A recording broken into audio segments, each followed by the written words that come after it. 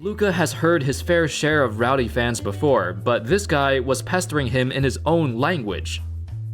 It caught his attention, so he turned around and... Alright, welcome back to the show, everyone. Hope you all are having a good day so far. So full disclosure, if you guys watched my video from last night in your time, in your reality, I was having a couple of drinks and reacting to a Bulls versus Knicks 1993 Eastern Conference game, I believe game 4, and that was a lot of fun. So in reality, I'm still that guy because I'm still having a couple of drinks and I'm recording these ahead of time, and then I'm going to take a day off tomorrow. So anyways, I'm gonna record this ahead of time, and I think if I have the stamina, I'm gonna do one more video for the After Dark. We'll see how it goes, but I'm having a good time. It's been since the origin of this channel, when I tore my calf and I was like basically immobile for a couple of weeks there, where this channel really started kind of taking off, and that was me basically just like on pain meds and drinking alcohol and reacting to stuff. And as crazy as it is, that's kind of how this channel took off. So it's been a long time. It's been over a year since I've had any alcohol on a reaction. But it's fun. Not something I'll do on a regular basis. Absolutely not. But yeah, fun nevertheless. Anyways, I wanted to check out this video here. This one is from Andy Hoops, and the title's got me intrigued. It is what happened when MJ and Kobe first met Luka Doncic. Now, I have no idea what this connection is. All I can say connection-wise is Luka's obviously part of Jordan brand, so there's a respect there, but I have no idea what this video is going to be about as far as their first meeting or how that went or anything like that, but I am very intrigued. So let's check it out. Guys, like I always do, I'm going to link the original video from Andy Hoops down below in the description. You'll also see a list of channel members. Shout out channel members. I really appreciate you guys. Now, since I've now reacted to that Johnny Arnett video, like I think you guys maybe understand why I always make it a point every video to thank you guys. I really appreciate it. You don't have to do this, but I'm incredibly humbled and thankful that you are doing this. And guys, I can't believe we're almost at 100K. We're almost at 100K subs. Like, it's just wild. I'm sorry for the long intro, alcohol, but real talk, I can't believe we've gotten to this point. We just passed 90K. Thank you guys for letting me know what happened. And we're off to 100K. How wild is that? Anyways, thank you everybody. Like the vid if you could, it helps out a ton. And hit that hyper uppercut, that hype button. That also helps out a lot, I do believe. If not, at least it makes you think about Street Fighter. So let's get on with this and see what happened when MJ and Kobe first met Luka Doncic. Thanks for being here with me, y'all. Growing up in Slovenia, Luka always had dreams of playing in the NBA. He watched the NBA religiously on television, on YouTube. He was obsessed with basketball. His 3 all-time favorite players were MJ, Kobe, and LeBron, and although he's had numerous opportunities to talk to and play against LeBron, his interactions with MJ and Kobe were few and far between, especially with Kobe, who's no longer with us. In this video, we're gonna take a look at his first interactions with Kobe and MJ, and how did they perceive Luka in the beginning? What did they think of him? I'm gonna cover the first few times they interacted with each other and how it turned out. I feel like I might know, because the footage they showed, I might know of the first time Kobe met Luka, if that's the first time. But it was Kobe kind of like, he was talking in Slovenian, I believe is the native language. Correct me if I'm wrong, and I apologize if I'm wrong. But he was like watching a game and Luka was playing, and he's like sitting there talking in Slovenian to Luka until Luka looks over and he's like, oh, what the hell, Kobe? How's it going, folks? My name's Andy, and without further ado, what up, Andy? Let's begin. The first time Luka met Kobe was on August 30th, 2018. Now, this encounter wasn't anything special. In fact, nobody really knows what happened in this meeting. The 19-year-old met Kobe at a Nike event, as even then, Luka was sponsored by Nike. Okay. Presumably, Kobe gave him some tips and they simply talked about basketball for a while, before going their separate ways. However, over a year later, we would finally see them interact again. Okay, This was the first time they met in public. I think this is the one I saw. Luka just had an impressive rookie season, and as a sophomore, he progressed even further. In late December of 2019, the Mavs played a game in Los Angeles, and during the game, he heard somebody in the crowd yelling at him and trash-talking him. Luka has heard his fair share of rowdy fans before, but this guy was pestering him in his own language. Yeah, it's Kobe. It caught his attention, so he turned around and lo and behold, he saw Kobe. Yes, it was Kobe. Like every tried and true former Lakers player, he was, of course, a Lakers fan after his retirement. And as someone who's known to be an extraordinary linguist, Kobe learned to speak some Slovenian just to trash talk Luka from the sidelines. Hey man, he did the same thing when he was playing for the USA basketball team. He would learn how to speak the opposition's language and shit talk them. That's next level commitment, Kobe.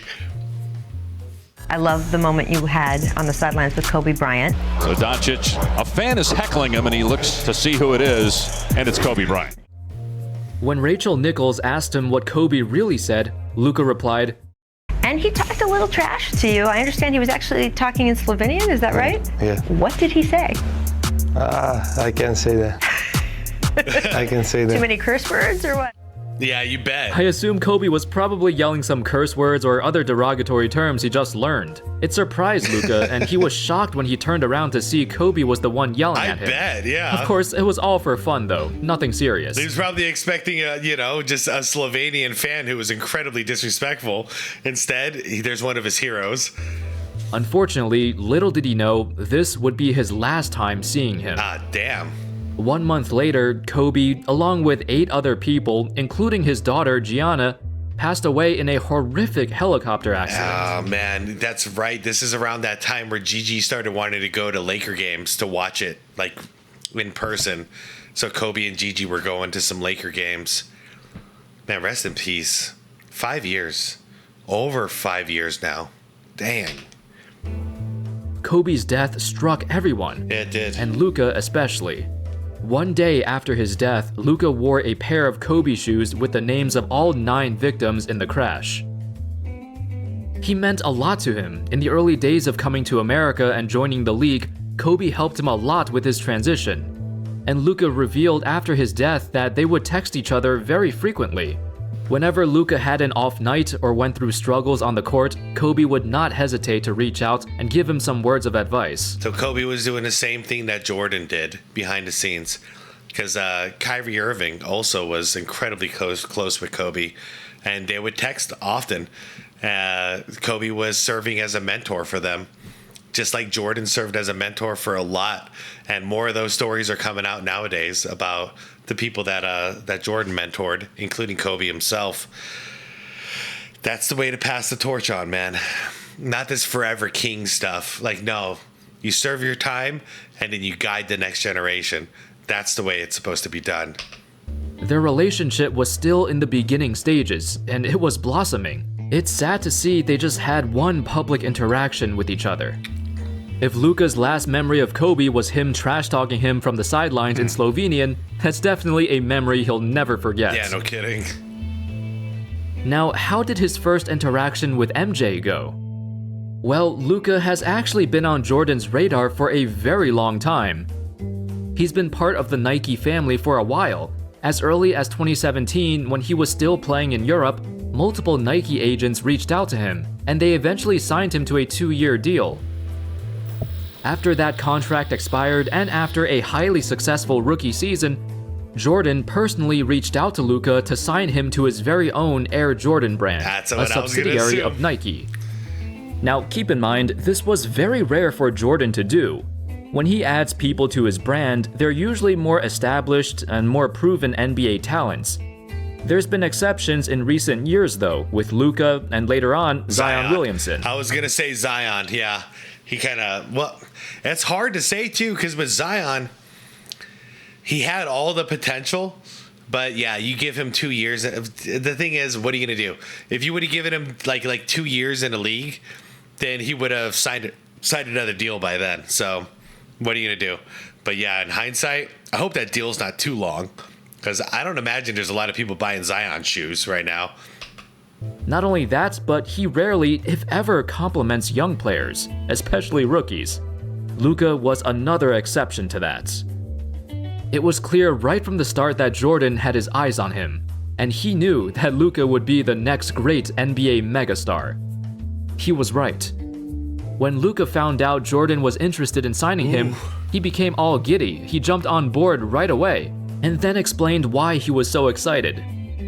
Growing up in Slovenia and all over Europe, everyone knows about Air Jordans because of the impact Michael Jordan has had all over the world. Yes, sir. Sneaker culture has always been a big thing for me, and it only seems to be getting bigger. Air Jordans are always at the forefront of that. Yep.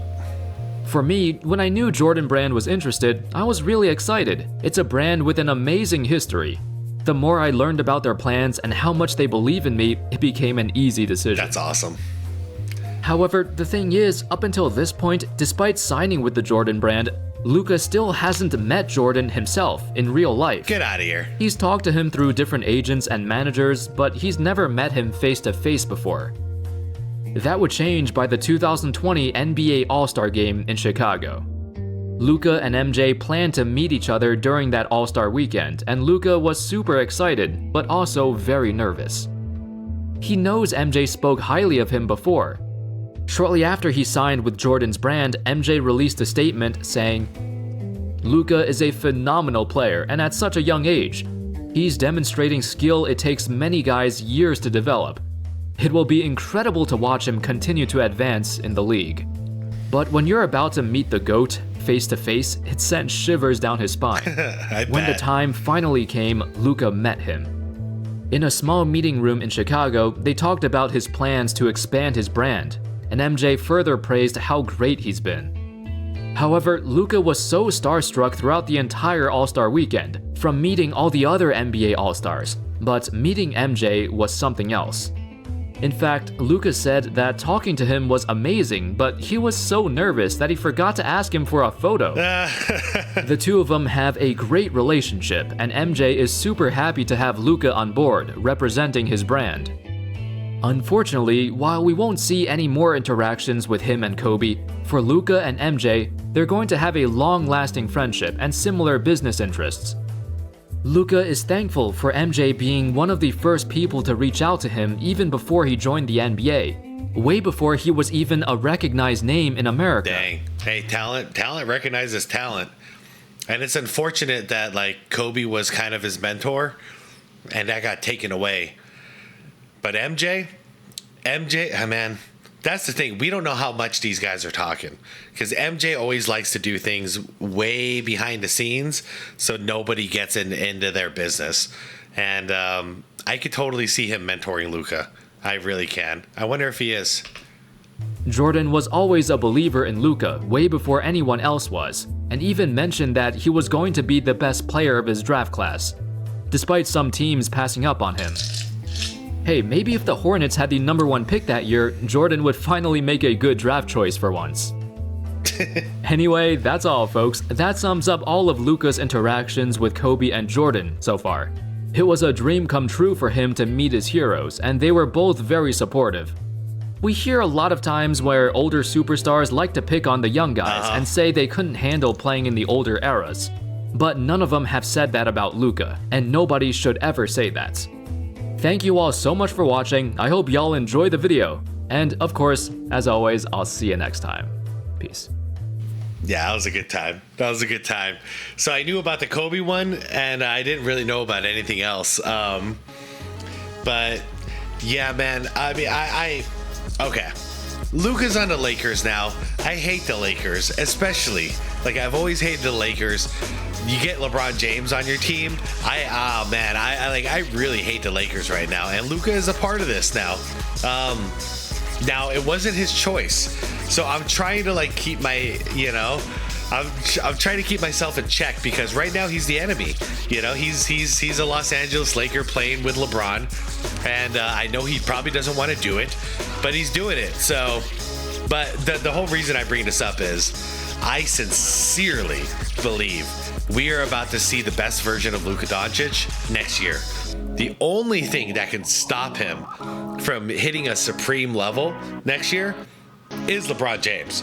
So if LeBron James is being all toxic and trying to like stir up drama, Lakers don't need me, I need to go to a contender, all this crap that he does, I can see that really derailing what Luka is gonna try to do. But come on, y'all, we know what Luka is about to try to do.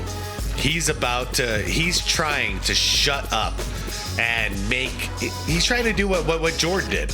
You know what I mean? Think of Jordan in 92 in the finals. What did he do to the team that passed them up in the draft? Destroyed them. That's what Luka wants to do to the Mavericks, and not just the Mavericks though. The rest of the media and everybody else who jumped in and called him fat and lazy.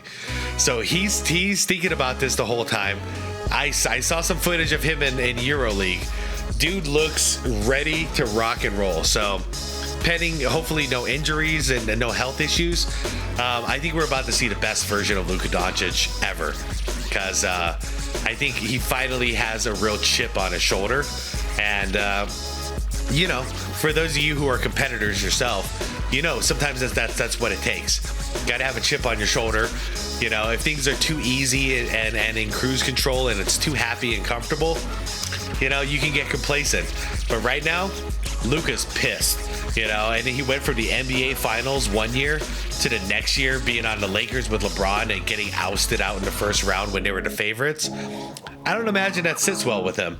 Now, if I'm wrong, I'll eat my words, because if Luka comes out and he's just like the regular song and dance like he normally does, no advancements, then that means I guess his will to win is not as strong as I think it is. But we'll see what happens. Anyways, you guys, let me know what you think in the comments. And if I do one more of these with my drinking situation tonight, I'll let you know in the beginning of the next video, okay? Anyways, guys, thank you for watching. I can't wait to see you all in the comments like usual. Shout out to members. I appreciate you guys. If you want to help the channel, like the video, you can hit that hyper uppercut button and hit that subscribe plus if you want to, first of all, Kenny, hit that subscribe button if you want to subscribe to the channel. I'd appreciate it. We're on our run to 100K, hopefully eventually. And hit that subscribe plus if you want to support the channel. Okay, guys, alcohol is a hell of a drug, so I'm going to head out and be water, my friends. I should probably drink some water.